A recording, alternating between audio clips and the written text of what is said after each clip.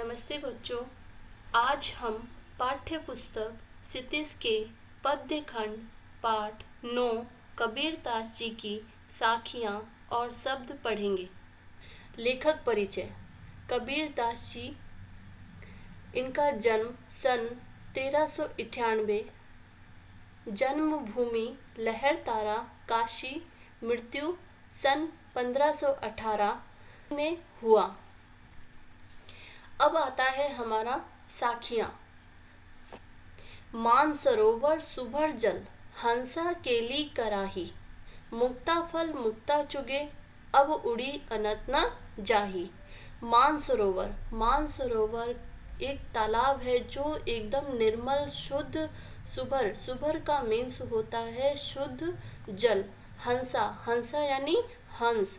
केली, केली का मतलब होता है क्रीड़ा करना या खेलना। कराही, खेलते हुए या खेल रहे हैं। मुक्ता फल मुक्ता चुगे, मुक्ता फल यानी मोतियों को चुग रहे हैं। अब उड़ी, अब उड़ करके अनंत, अनंत यानी अन्यत्र स्थान पर न जाही, नहीं जाया जाता।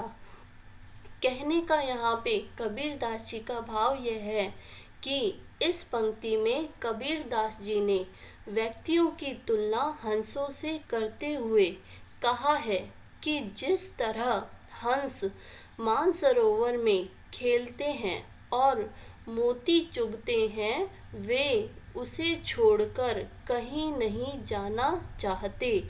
ठीक उसी प्रकार मनुष्य भी जीवन के माया जाल में बंध जाते हैं और इसे ही सच्चाई समझने लगते हैं।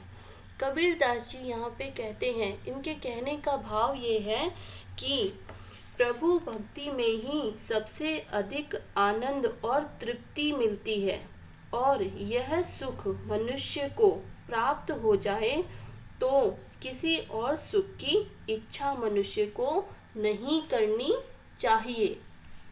दूसरा पद्य आता है, प्रेमी ढूंढत मैं फिरो, प्रेमी मिले ना कोई, प्रेमी को प्रेमी मिले सब विष अमृत होई। प्रेमी ढूंढत मैं फिरो, यानी यहाँ पे कहने का मतलब क्या है कि एक जो भक्त है दूसरे भक्त को ढूंढ रहा है। प्रेमी मिले ना कोई, यानी अगर भक्त मिल भी जाता है या ईश्वर मिल जाता है तो प्रेमी को प्रेमी मिले। अगर जब ये प्रेमी मिल जाते हैं, ईश्वर जब मिल जाते हैं, सब विष अमृत होए, तब क्या होता है, जो सारी जगह विष रूपी वातावरण है वो क्या है, अमृत में फैल जाता है। कबीरदास जी के कहने का भाव यहाँ पे ये है कि यहाँ प्रेमी यानी ईश्वर को ढूंढना बहुत मुश्किल है। वे उसे ढूंढते फिर रहे हैं परंतु वह उन्हें मिल नहीं रहा है। प्रेमी रूपी ईश्वर मिल जाने पर उनका सारा विष यानी जो कष्ट है, जो बुराइयां हैं, अमृत में या सुख में बदल जाता है। कबीरदास जी कहते हैं कि अपने प्रेमी अर्थात ईश्वर से मिलने पर इस प्रेमी भक्त के मन का सारा दुख रूपी विष सुख के अमृत में बदल जाता है। अब हमारा तीसरा पद्य जो है वो ये है कि हस्ती चढ़िए ज्ञान को सहज दुलीचा डारी। हस्ती, हस्ती होता है बच्चों हाथी को बोला जाता है। ज्ञान, ज्ञान यानी विद्या, बुद्धिमानी। सहज दुलीचा डारी, सहज का मीन्स होता है, मतलब होता है सरल। दुलीचा यानी गलीचा।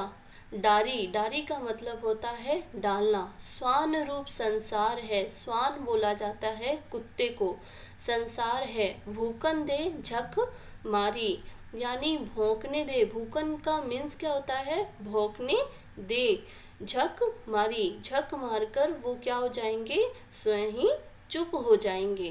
कबीरदास जी कहते हैं कि व्यक्ति को ज्ञान रूपी हाथी की सवारी करनी चाहिए और सहज साधना रूपी गलीचा बिछाना चाहिए। संसार की तुलना कुत्तों से की गई है जो आपके ऊपर भौंकते रहेंगे, जिसे अनदेखा कर चलते रहना चाहिए। एक दिन वे स्वयं ही झक मारकर चुप हो जाएंगे। अब यहाँ पे कहने का भाव यह है कि विनम्र होकर व्यक्ति को अपने कार्यों को करते रहना चाहिए। उसे दूसरों की बातों को नज़रअंदाज करते हुए अपने कार्यों को सिद्ध करते रहना चाहिए। अब आता है हमारा चौथा पद। पखा पखी के कारणे सब जग रहा भुलान, निरपख होई के हरि भजे सोई संत सुजान। कबीर दास जी यहाँ पे कहते हैं कि पखा पखी, अब पहले इनका हम मतलब देखते हैं। पखा पखी का मतलब होता है पक्ष और विपक्ष के कारणे। कारणे का मतलब होता है कारण। सब जग रहा भुलान, सब जग, जग यानी संसार, रहा भुलान, भुलान का मतलब होता है भुलाना। निरपख, निरपख का मतलब होता है निरपक्ष। होई के, हो करके, हरि भजे, हरि यानी ईश्वर, अंत सुजान यानी वही सच्चे अर्थों में सुजान है। सुजान का मतलब संत है, महात्मा है।